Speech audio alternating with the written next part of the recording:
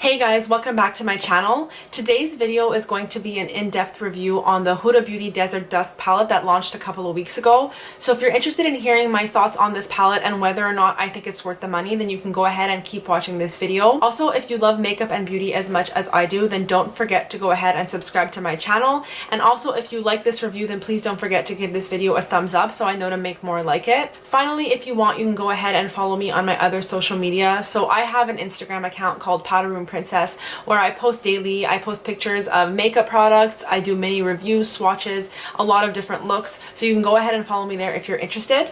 And without further ado, let's get into the review of this palette.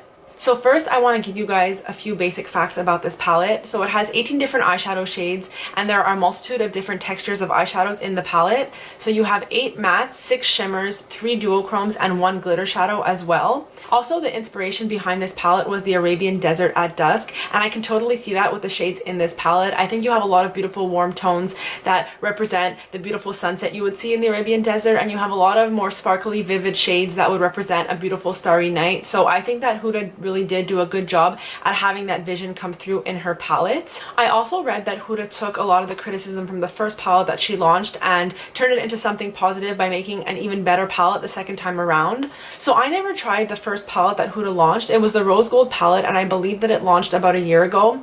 And I never tried that palette. I never owned it, so I can't speak for the quality of those shadows, but I did hear a lot of mixed reviews on that palette, and I know that a lot of people were a bit disappointed in the quality of it. So I think it's amazing that a brand can take that criticism and turn it into something positive by working on their formula even more to create a better palette the second time around. So I just want to talk to you guys a little bit about the packaging of this palette. So this is what it looks like right here. It's just a picture of Huda's face, and she has a beautiful eye look on. And if I give you guys a close-up, you could see if I tilt the packaging back and forth, it has like a duochrome finish, which I think is really cool. The packaging is made out of cardboard, but it's a very sturdy cardboard, so it doesn't feel cheap at all. It still feels luxurious, but what I like about the fact that it's cardboard is that it's really lightweight, so you can throw it in your bag, you can use it for traveling, and it won't weigh you down. So overall, I really like the packaging of this palette. I think it's great that it's lightweight, you can travel with it.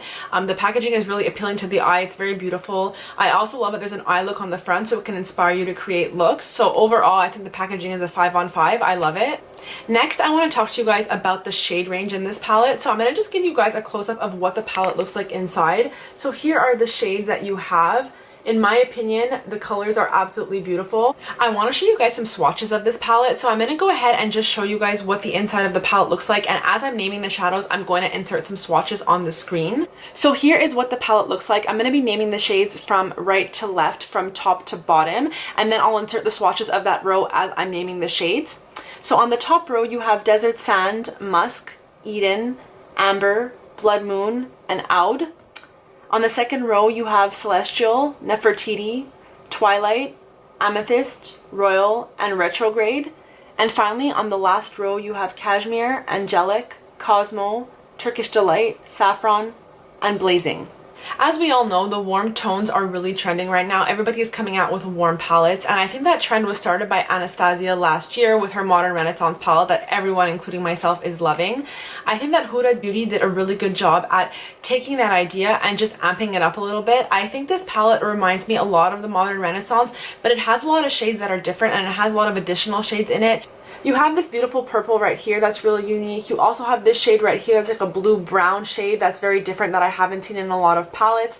So I think that although it does mimic the Modern Renaissance in idea, it really is different in the sense that it has a lot of different shadows, a lot of different shades, and it just brings it to the next level, which I like. I'm going to insert some swatches for you guys over here somewhere on the screen where I compare the Modern Renaissance palette to this one. I just swatched a couple of the shades that I thought were the most similar, but honestly, the shades that I swatched that are similar are the only ones that are similar in the palette. All the other shades are really different, so I don't think it's exactly the same as the Modern Renaissance. So yeah, this palette has a lot of warm, rich tones in it. You have a lot of beautiful reds, oranges, you have a really pretty vibrant purple in here. You have a lot of different shimmery shades as well, which I think are really beautiful. So overall, the shade selection is gorgeous. I think it's perfect for fall to create a very warm, smoky, intense look. You can also create a lot of simple looks with this palette. I think you can really bring your look from day to night. I also like that there are so many shades in this palette. You have 18 shades, so you can create a multitude of different looks. I also like that she has a good mix of the mattes and the shimmers, so you have a lot of options for transition shades. You have a few options to deepen up your crease or to warm up your look. You also have a lot of different shimmers that you can play around with, so you're not restricted to just doing the same couple of looks all the time. You really can create a lot of looks with this palette, so I think it's a very inspiring palette. When I look at it, I want to create looks. I want to go out of my comfort zone, so for that, I think she did a really good job. I also think that the shades mesh really well together. I think all of the shadows look really nice paired with each other. I think you can use almost any shade in this palette and pair it with one of the other shades and it will look nice. And I also did read that the palette was designed for this. So the palette was designed so that all the shades would work well together no matter what you chose to use. So again, for that, I think she did a really good job on the shade range. I feel like the shadows were really picked very specifically for this palette. I think she spent a lot of time making sure that all the shades worked well together. So again, A+ for the shade range. I think she picked beautiful colors for this palette. Next, I want to talk to you guys about how these shadows apply to the eyes. So I've used almost all the shades in this palette. The only one I have not applied to my eyes is the glitter shadow. I'm going to talk about that one a little bit later because I did swatch it. I just didn't use it on my eyes, so I can't speak for it in that respect. But in terms of the matte shadows, I think they're all absolutely beautiful. They blend really well. They're not patchy at all, and they're very buildable. So they're not super intense the first time you apply it on your eye. Like with an Anastasia shadow, like the Modern Renaissance palette, you get a lot of pigment right away. But with this one, it's more buildable, which is fine for me. I think it's even better that way sometimes, especially for beginners, because when you have a lot of pigment in your shadow, it can be a little hard to work with sometimes because you're going to apply it to your brush, then apply it to your eye, and you're going to get a lot of color right away, and it can be a little harder to blend out. So what I like about these mattes is that they blend very easily, but they also build very easily. So you can go from a lighter matte to getting a really dark, intense, smoky look with the mattes, which I like. So in terms of the shimmer shadows in this palette, they are all really beautiful. They're just not as intense as I would like them to be. This is fixable with something like Fix Plus. If you put Fix Plus on your brush and then dip your brush into the shadows, they will become more intense, but still they're a lot more subtle than I expected them to be, especially with some of the duochrome shades, like the blue-green shade called Retrograde. I really thought this was going to be an intense type of shadow on my eye, and when I applied it, it was kind of just like a topper. So it was kind of like a sparkly layer you would apply over another shadow. So I really had to work at it to get it to be as pigmented as I wanted, and even at that, it was still a bit sheer for me. Nevertheless, it was a very beautiful shade. So I just think if you're going to purchase this palette, you want to be aware that the shimmer shades are not crazy intense. They're still very beautiful, but they're just more on the sheer side. Again, like I said, for some of them you can build them up with Fix Plus, but for some others, like especially the duochrome shades, they are a bit more sheer, and I think they're meant to be more of a topper to an eyeshadow versus just putting them as a plain lid shade on your eye. In terms of the glitter, as I said, I did not use it on my eyes, so I can't speak for how well it would last on the lid or how it would apply to the lid. But when I did swatch it, I noticed that there was a lot of fallout with the glitter. So I do think if you're going to use that shade, you should apply it with a glitter glue just to avoid it falling over your face throughout the night. In terms of fallout for the rest of the shadows, I don't find there's that much. For the mattes, there's a little bit of fallout when you dip your brush into them, but that's not a huge deal. You can just tap off your brush, and then when you put it on your eyes, you don't really get any fallout on your face at all, which is amazing. For the shimmer shades, there can be a little bit of fallout on your face when you apply them, but for me this is not a huge deal. I think that if you do your eye makeup first, which is what I always do because I find it gives a cleaner look to the overall makeup, it's fine because you can just wipe away any excess with a tissue or with a wet one, and then you can go ahead and do the rest of your makeup and it's fine. So for the fallout, there's not too much. There is a little bit, but it's nothing crazy. It's not the worst I've seen. I've had shadows that have a lot more fallout than this. So overall, I don't think it would affect my opinion on whether or not the palette should be purchased. If you're someone who really hates fallout, then maybe you should consider that, but again, it's not the worst that I've seen. So now I'm going to talk to you guys just about a little bit about the price of the palette and whether or not I think it's worth the money for what you're getting.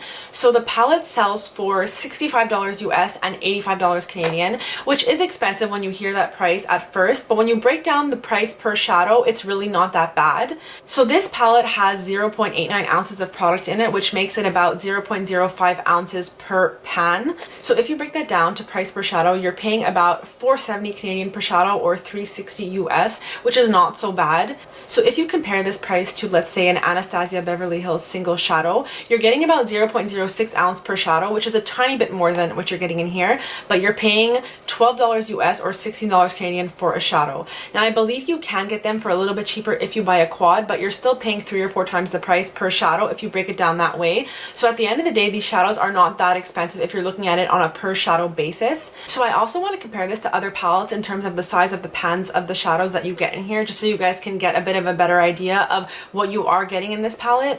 So if you compare the size of the pans to an Anastasia Beverly Hills palette like the Modern Renaissance, you're getting approximately 0.03 ounces per pan in that palette. Also, if you look at a Too Faced palette like a Chocolate Bar palette or the Sweet Peach palette, you're getting 0.02 ounces per pan, whereas in the Huda palette you're getting 0.05 ounces. So you are getting a lot more product per pan in here, and you are getting quite a few shadows. So in that respect, I think you are getting a bit better of a bang for your buck with this palette if you break it down that way. So overall, I really do like this palette a lot. I think it's beautiful. I think the shade range is amazing. If you like warm tone shadows, then I think you really will like this palette. If you like the Modern Renaissance, I also think you will like this because it's like that palette, but it just has more of a shade range in here. There's a lot of colors that are different from there, so you can pair it together or you can use them alone. But if you like that vibe of palette, I think you would like this. Again, the mattes apply beautifully. The shimmers are a little bit lackluster, but with some Fix Plus you can fix that and you can create some really beautiful looks with this. Again, because you get so much shadow in here, the pans are big. The price per shadow is not that bad. If you're going to use most of the colors in here, I totally think it's worth the money. I totally recommend this palette. I don't regret my purchase at all, and I think I will be using a lot of this palette this fall and winter season. So overall, totally recommend the palette. I think you guys should definitely check it out. If you are interested in it, go swatch it, go try it out in store. I don't think you'll be disappointed.